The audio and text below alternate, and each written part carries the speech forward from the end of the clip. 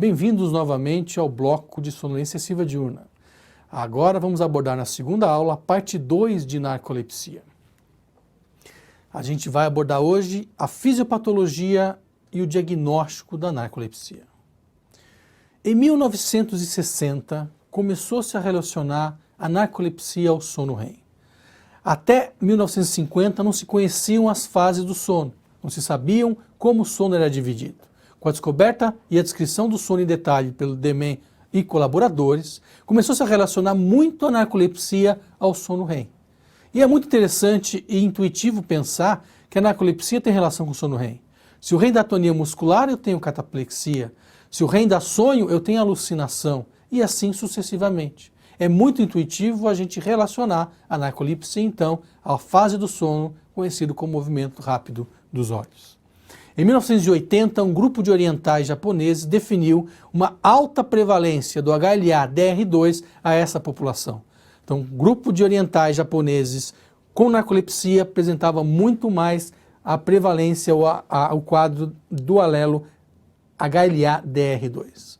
Alguns anos depois, foi somado a esse conhecimento uma alta prevalência do HLA-DQ-B10602 em pacientes caucasianos com narcolepsia e, em especial, com narcolepsia e cataplexia. Começando a definir, então, um marcador específico da narcolepsia com cataplexia, que era o HLA-DQ-B10602. Quando a gente avalia a experiência nossa do ambulatório e vê a presença do HLA-DQ-0602 naqueles que têm cataplexia e aqueles que não têm cataplexia, fica muito evidente ver que a positividade desse alelo é muito maior, inclusive na nossa experiência nacional, naquele paciente que é narcoléptico e que tem cataplexia. A fisiopatologia da narcolepsia, então, começou ou continuou sendo estudada até que em 1990 foi descoberto um neuropeptídeo especial no sistema nervoso central. Curiosamente, esse neuropeptídeo teve uma descoberta simultânea de dois grupos científicos importantes, um grupo norte-americano e um grupo japonês. Então, quase que simultaneamente, esse grupo denominou esse neuropeptídeo, o americano de hipocretina, o japonês de orexina. Então, a gente tem na literatura dois nomes para a mesma substância, que é um neuropeptídeo, sistema nervoso central, produzido no hipotálamo e tem como função primordial manter a vigília. Se você está me ouvindo, está me vendo e não está dormindo, é porque o seu nível de hipocretina está no nível bom e mantém você acordado. Quando eu olho especificamente onde há conexão da hipocretina que sai do hipotálamo, você tem conexão para todo o sistema nervoso central. É em relação ao córtex, em relação aos gânglios da base, em relação ao tronco cerebral, à região frontal. Um artigo muito interessante, publicado há poucos anos atrás, mostrou e disse que a década de 90 e a de 2000 eram as décadas da hipocretina, onde você tinha grande conhecimento e relacionamento desse neuropeptídeo com várias áreas ou regiões do sistema nervoso central. A importância para a narcolepsia desse neuropeptídeo, já vou antecipando para vocês, é fundamental para entender a fisiopatologia e como é que é o mecanismo da doença dos pacientes com cataplexia. Então, o primeiro vídeo que a gente vai mostrar é um vídeo de um cachorro, e aí já começa a imaginar que se eu tenho vídeo de narcolepsia em cachorros, é porque existem em animais. Particularmente em cachorros, a gente tem a narcolepsia canina, que tem um padrão muito característico, e se a gente for olhar com carinho esses dois vídeos que a gente tem, vocês vão ver que o comportamento clínico é muito semelhante no humano. Qual que é a grande diferença entre a narcolepsia canina e a narcolepsia humana? Reparem só no vídeo, que agora está em evidência para vocês, paciente, na verdade o cão, entrando em atonia muscular e caindo na água com o despertar, mostrando aí então esse quadro de ataque de sono irresistível. Se eu for olhar o outro vídeo de um outro cão, de uma raça um pouco diferente, um pincher aí, você vai imaginar que esse cão, numa situação que é muito prevalente de alegria, ele tem uma perda súbita do tônus muscular. Estamos falando então de um quadro de cataplexia, que é a perda do tônus muscular num animal que tem uma emoção muito semelhante à parte do humano. Nesse momento então, a gente somou, em 1999, ao que se conhecia da narcolepsia, somou então o conhecimento da narcolepsia canina, que era um padrão de narcolepsia que tinha uma alteração do receptor H2 de hipocretina, aquele neuropeptídeo que a gente conversou e que é responsável pelo desenvolvimento de manter a vigília. É o que a gente chama de um padrão autossômico recessivo. Nesses cães, eu tenho um padrão mendeliano genético. Nesses cães, a genética vai definir o padrão da doença. E quando a gente imagina como é que é a narcolepsia canina, será que a narcolepsia canina, que foi bem escrito em 99, tem o mesmo padrão que a narcolepsia em humanos? Se tivesse esse padrão, a gente teria um padrão genético, e não é o que a gente vê.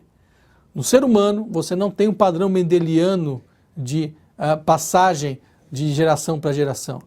No ser humano, o que a gente sabe é que ao invés de alteração de receptor, a gente tem uma diminuição da produção de hipocretina no paciente com narcolepsia.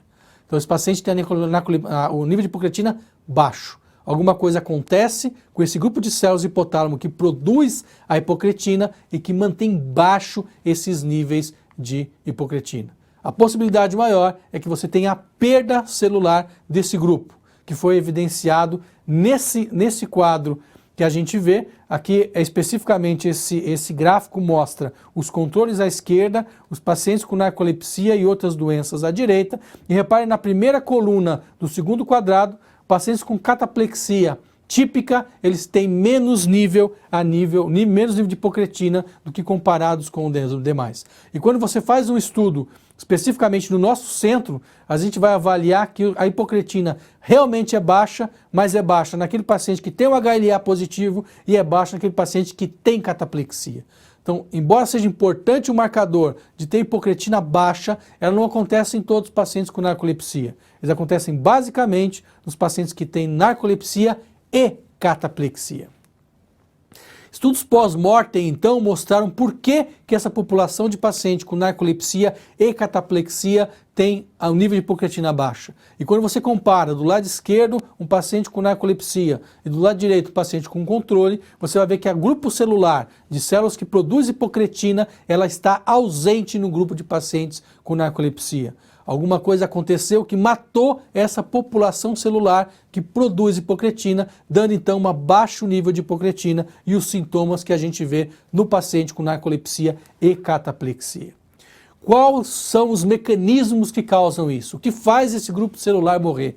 Por que a hipocretina desaparece do sistema nervoso central? 5 hipóteses principais são relatadas ou estudadas: a degenerativa, a genética, doença relacionada ao sono REM propriamente dito, um quadro ambiental, a imunológica e talvez a sexta, que seria a mais importante, que é a somatória de todas elas. A soma de um fator externo que muda o quadro ambiental e que muda o teu padrão imunológico no ambiente genético propício pode causar uma alta agressão e um desenvolvimento então de lesão de célula do hipotálamo, dando a parte de narcolepsia por baixa de hipocretina. Então esse slide mostra bem para a gente uma interação do meio. Essa interação no meio, quem tem uma genética, uma susceptibilidade genética, faz um quadro de uma reação autoimune. Esse sistema imunológico direciona erroneamente para o grupo de células de hipocretina, ataca, mata o grupo de células de hipocretina durante a adolescência e essa população, esse grupo de pacientes que são os narcolépticos, com cataplexia especificamente, começam a ter baixo nível de hipocretina no sistema nervoso central, dando sintomas então. Quando eu olho com muito carinho a parte do HLA, e aí eu estou pegando o braço curto do cromossoma 6, eu vou mostrar para vocês que esse grupo, eles vão mostrar para a gente, esse grupo de genes vão dar para a gente expressão gênica ou expressão proteica na membrana celular. Você tem vários tipos de HLA. Tem o HLA do tipo A, do tipo B, do tipo 1, do tipo 2. Particularmente, o que a gente vai estudar é essa parte final, que são o HLA do tipo 2, que são o DQ, o DR e o DP. Quando eu olho com muito carinho os tipos de histocompatibilidade, ou seja, as proteínas que estão na superfície celular e que vão desenvolver a parte de proteína para você identificar essa célula, e aí eu quero que vocês prestem atenção aqui em mim para vocês entenderem o que acontece. Toda célula ela vai ser identificada como uma célula do organismo, que é minha ou que não é minha. Isso é por conta de um código de barra que está na superfície dessa célula. tem um leitor de célula que fala, essa célula é minha, porque o código de barra, a expressão proteica que vem daquele gene que está na cromossomo 6, que a gente falou do HLA, expressa em cada célula. No momento que eu passo o meu sensor e vejo que o código de barra é minha, essa célula está livre, pode passar. No momento que eu passo o sensor e você tem um código de barra que está alterado, o que acontece? Essa célula, então, ela é destruída porque é reconhecida como fora do organismo ou como estranha. Esse DQ0602 e esse EDR2 são justamente grupos do teu DNA que vão dar a parte dessa expressão proteica na célula. Alterações desse DNA vão dar alterações da proteína de superfície e podem reconhecer essa célula como alterada e assim levar a uma agressão, uma autoagressão, uma autoimunidade direcionada. Quando eu imagino agora no meu slide a parte específica do tipo de resposta, eu tinha o tipo 1, que é CD8 dependente, que é uma célula que ataca agudamente com uma fagocitose a célula estranha, e o tipo 2, que é por anticorpos. Então, se eu vou imaginar que o tipo 2 produz mais CD4 mais anticorpos, e a minha alteração de narcolepsia é a nível de DQ, que é um tipo 2, eu vou imaginar então que a minha tendência a fazer autoimunidade está relacionada com a célula CD4 produtora de anticorpos. Mais ainda, alguns meses depois da descrição, alguns anos depois da descrição do HLA, eu também comecei a identificar em pacientes com narcolepsia a alteração de receptor de linfócito T. O que é o receptor linfócito T? Nada mais é do que o leitor do código de barra. Se eu tenho já uma alteração do HLA que vai dar o código de barra alterado, quando eu ponho o leitor para ler isso aqui, se eu também tiver uma alteração desse leitor, eu vou fazer a leitura errônea de um código de barra que já está deficiente, eu potencializo mais ainda uma resposta inadequada, e dando uma resposta inadequada, eu posso caracterizar então um quadro de uma autoimunidade. Para defender isso com muito mais propriedade e exemplificar melhor para vocês, vamos mostrar o vídeo para você entender como funciona isso na parte imunológica. Então a gente tem a parte do sistema imunológico. Esse sistema imunológico ele tem a parte de receptor linfócito T, expressão de proteína, que é a parte do HLA. Repara só que se eu tiver uma conectividade perfeita entre a expressão, o leitor de linfócito T e a parte da superfície celular, eu estou falando de um reconhecimento perfeito, não tem problema, não ativa a célula, eu não tenho problema de autoimunidade. Se ao contrário, eu tiver um sistema de acoplamento entre o meu receptor de linfócito T e o meu HLA que seja deficiente, que seja doente, por uma alteração de leitura e por uma alteração de expressão desse código de barra, essa célula imediatamente é caracterizada como estranha e você tem então uma destruição. Essa é a teoria que a gente imagina no quadro de narcolepsia. É uma agressão, é uma alteração autoimune por uma dificuldade de agregação ou de leitura ou de adequação entre a parte do receptor linfócito T e da parte específica do complexo de histocompatibilidade no paciente com narcolepsia. E a pergunta que vocês poderiam falar para a gente é, mas se você tem alteração de linfócito T, por que então, tipo 4, por que você não tem produção de anticorpos? Já que todo o mecanismo de resposta do tipo de histocompatibilidade tipo 2 é a nível de anticorpos. Então, algumas explicações a gente tem aqui. Esse é um trabalho feito pelo nosso grupo, que mostra que além da parte de linfócito, você também tem a parte de diminuição de linfócito T, então uma alteração dessa população, e segundo, você tem uma alteração na amplificação da resposta.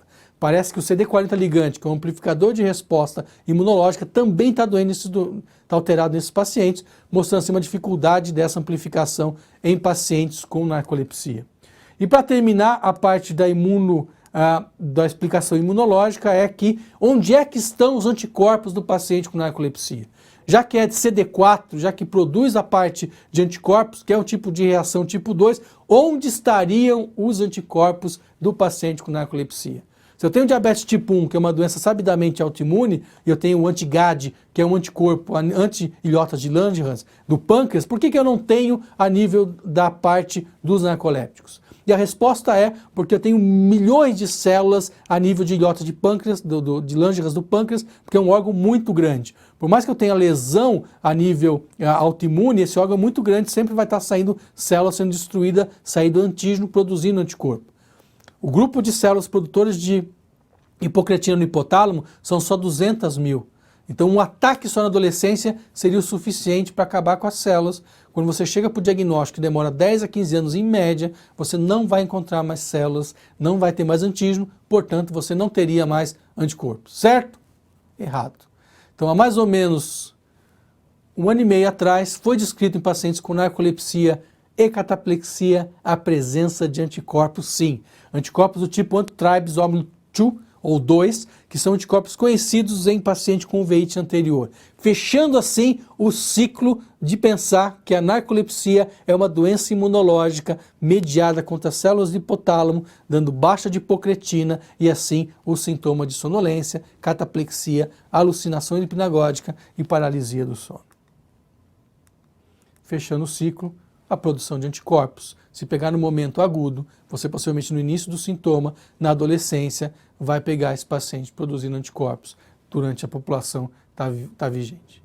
Como é que é feito o diagnóstico de narcolepsia? Então a gente falou dos critérios já na primeira aula. A ideia do diagnóstico de narcolepsia, primeiro é clínico, paciente de sonolência e ataques de sono que não tenham outros fatores, então é importante descartar os fatores de sonolência como a parte de privação do sono, que é o mais comum, doenças do sono como apneia ou PLM, doenças clínicas ou neurológicas como, por exemplo, parkinsonismo ou a própria hipotiroidismo, uso de medicamentos que podem dar sonolência e, por último, alteração de ritmo.